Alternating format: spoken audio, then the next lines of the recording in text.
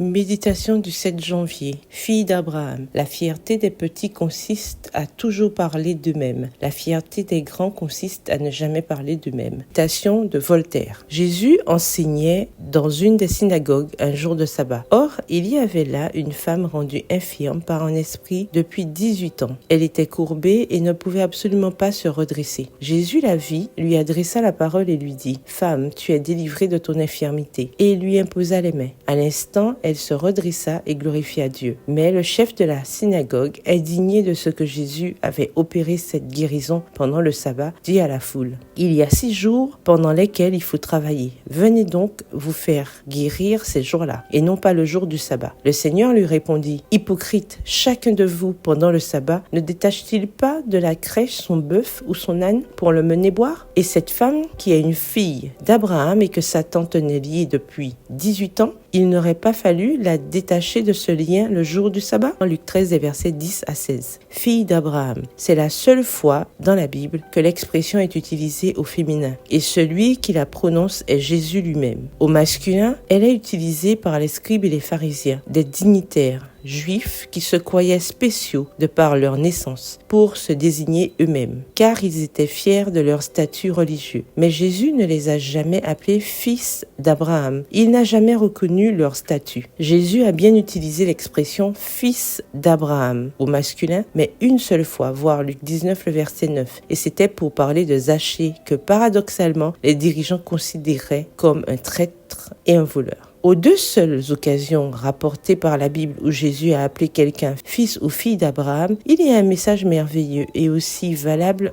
aujourd'hui qu'à cette époque. Nous ne devons pas considérer une femme comme sans importance parce qu'elle est malade, vieille, pauvre et sans éducation ou parce qu'elle n'a pas de fonction dans l'Église, car elle peut être une femme de foi. Nous ne devons pas considérer un homme comme sans importance parce que par ignorance, il ne vit pas encore selon les principes du royaume. Si son cœur est une bonne terre pour l'évangile, Dieu, dont le temps est différent du nôtre, est à l'œuvre en tous ceux qui aspirent à la foi et au salut, et les fruits se verront. Penser que l'on est quelque chose au sein de l'Église, avoir une fierté chrétienne, est contraire au vrai christianisme. Pour le Christ, une fille d'Abraham n'est pas simplement une femme qui se dit chrétienne, c'est une femme qui, bien qu'elle ne parle guère d'elle-même et qu'elle soit peu estimée socialement, croit vraiment au Fils de Dieu. Le verset du jour se trouve dans Luc 13, verset 16. Et cette femme qui est fille d'Abraham, il n'aurait pas fallu la détacher de ce lien le jour du sabbat? Bonne journée, que l'Éternel vous bénisse.